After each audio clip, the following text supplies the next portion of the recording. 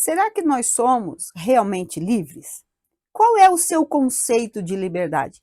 O que você entende por liberdade? Fique comigo, eu vou te mostrar que você está um tanto quanto enganado em relação a esse seu conceito de liberdade. Veja, um tanto quanto, né? Não direi que sou a dona da verdade, mas trarei um ponto para que você reflita sobre. Aproveite esses momentos para deixar o seu like. Se você ainda não é inscrito, inscreva-se. Vamos lá? Paulo, em carta aos Gálatas, ele diz: foi para a liberdade que Cristo nos libertou.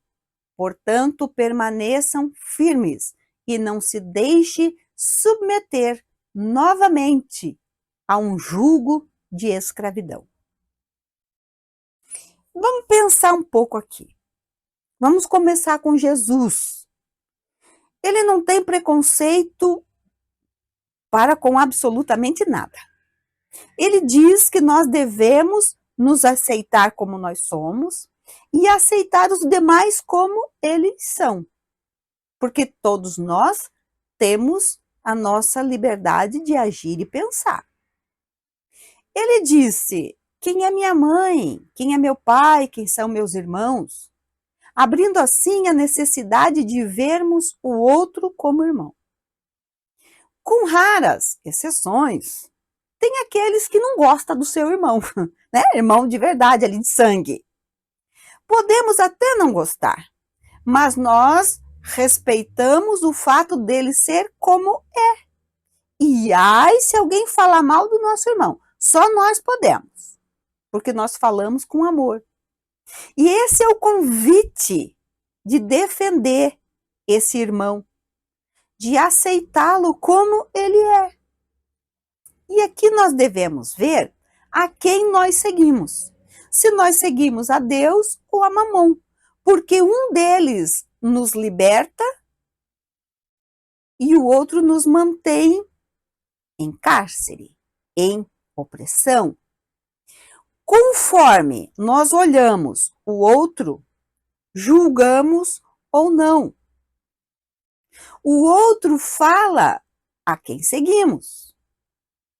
Importante sabermos isso, porque isso se chama autoconhecimento. E quando nos conhecemos, temos poder. Poder de mudar, poder de ser melhor. Se seguimos a Mamon, temos uma vida rasteira. Somos presos a opiniões alheias. Somos prisioneiros do julgamento do outro. O que ele pensa de mim é importante e molda a minha vida. Eu ando e me porto conforme os outros querem. Não posso ser eu mesmo. Tenho que me vestir como todo mundo se veste. Preciso ter o que todo mundo tem.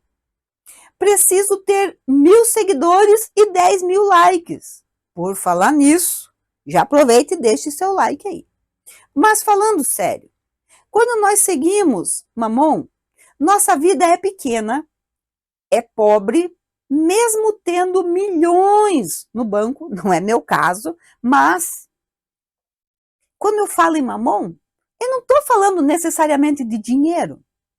Porque às vezes a questão religiosa, as pessoas podem entender que Deus não gosta de dinheiro, que Deus gosta de filho pobre. Não é isso. Veja que Deus é o Senhor de tudo. Senhor de tudo. Por que ele vai querer filho pobre? Então essa questão de mamon não tem nada a ver com dinheiro, não tem nada a ver com pobreza material. Tem a ver com pobreza moral. Que é mais grave, por sinal. Então, quando nós seguimos a Mamon, a nossa vida é pequena. Ela é pobre, mesmo que tenhamos milhões no banco. Nós somos encarcerados e não nos damos conta. Isso é o mais grave de tudo.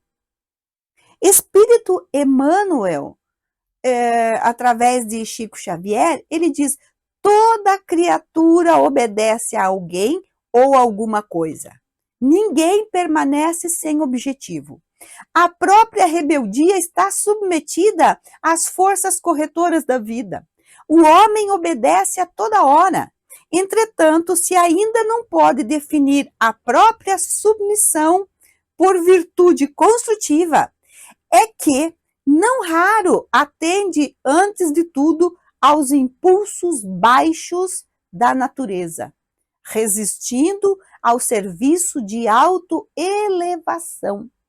Nós nascemos para ser grande, para sermos livre.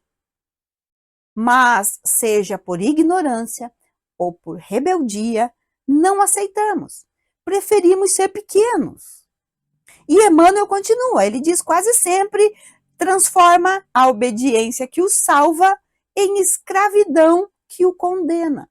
O Senhor estabeleceu as gradações do caminho, instituiu a lei do próprio esforço na aquisição dos supremos valores da vida e determinou que o homem lhe aceitasse os desígnios para ser verdadeiramente livre, mas a criatura preferiu atender às suas condições de inferioridade e organizou o cativeiro. O discípulo necessita examinar atentamente o campo em que desenvolve a própria tarefa.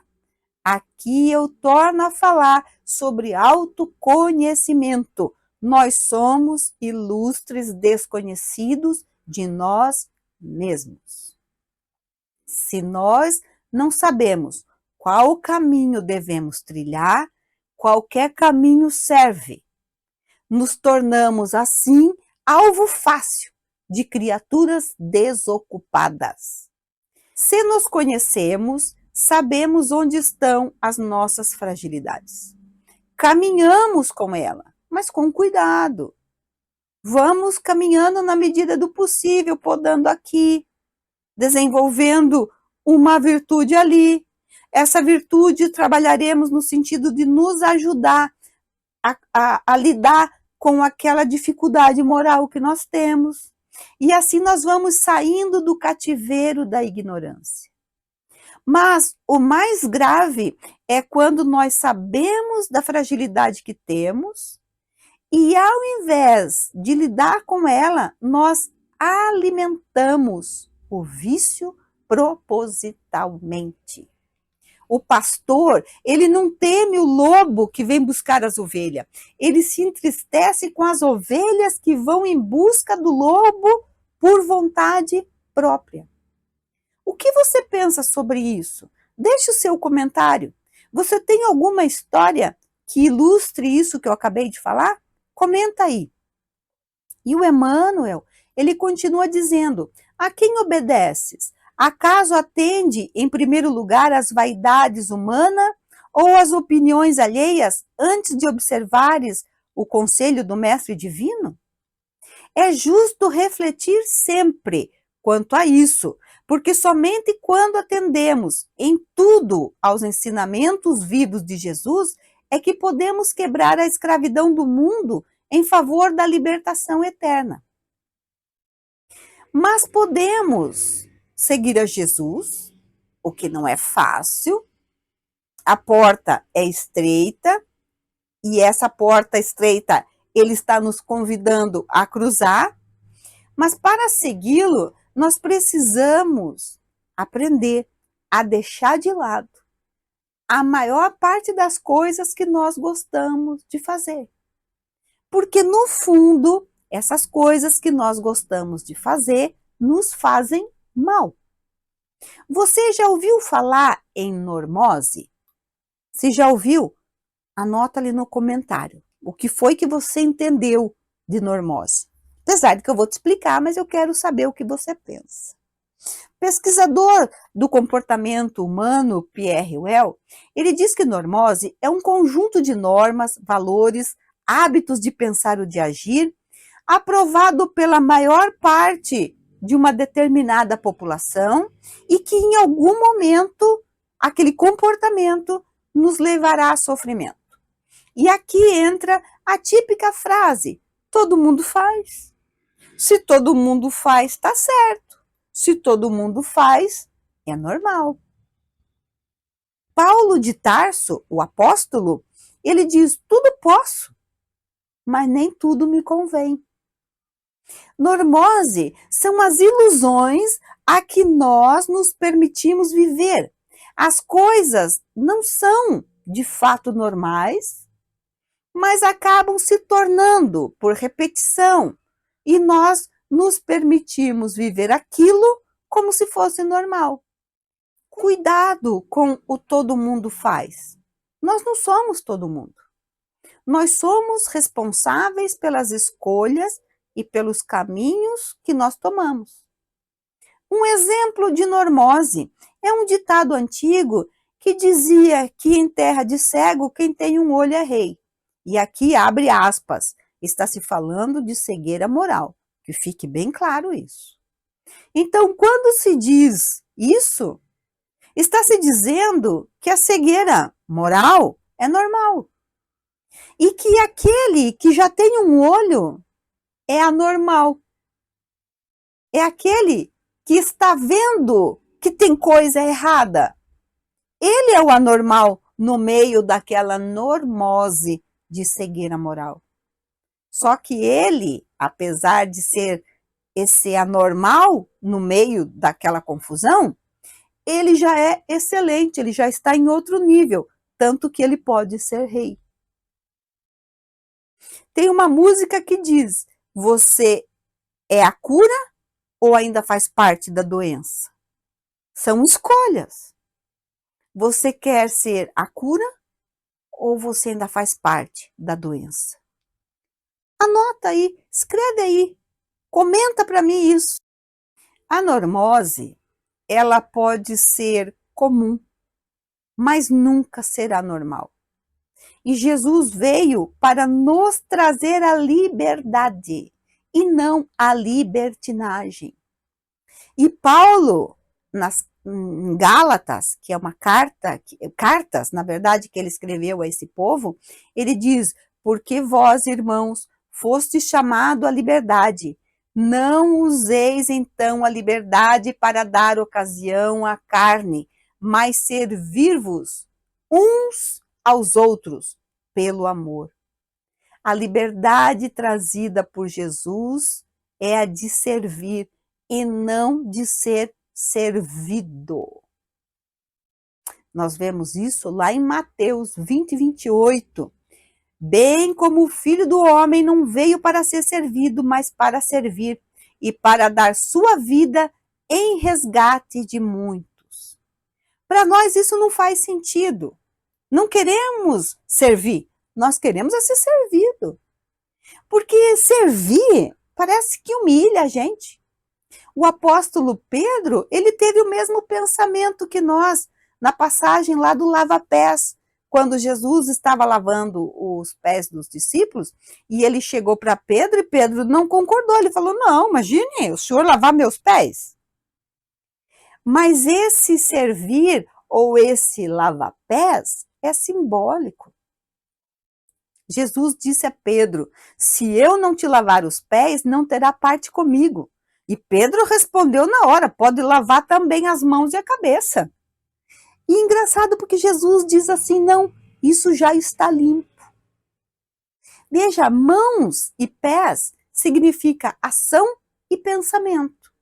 E isso Jesus já havia limpado através dos seus ensinos, né? Ele havia pregado e havia dado trabalho para aqueles homens. E agora ele estava se preparando para ir embora e ele queria que os homens saíssem para o trabalho. Os pés é dar um novo rumo à vida. E isso sim era necessário limpar. Era necessário deixar o passado.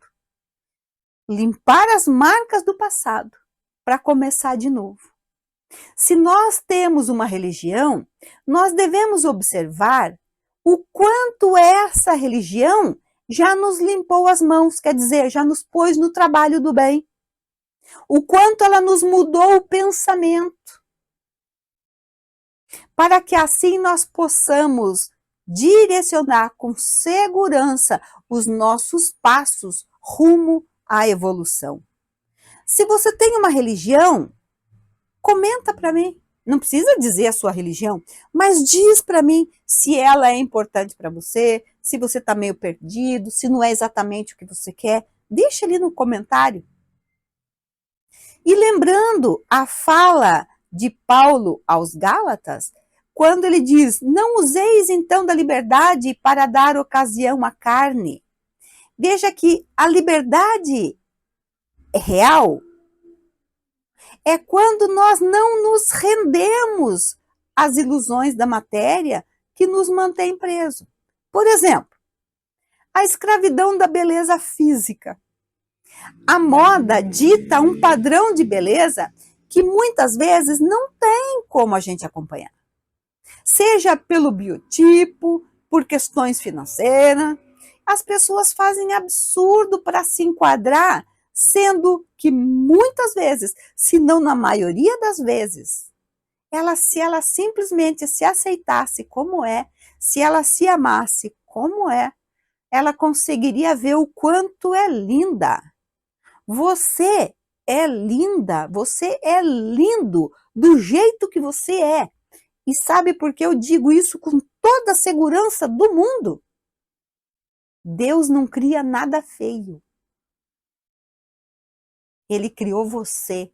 Você é lindo, é linda, do jeito que você é.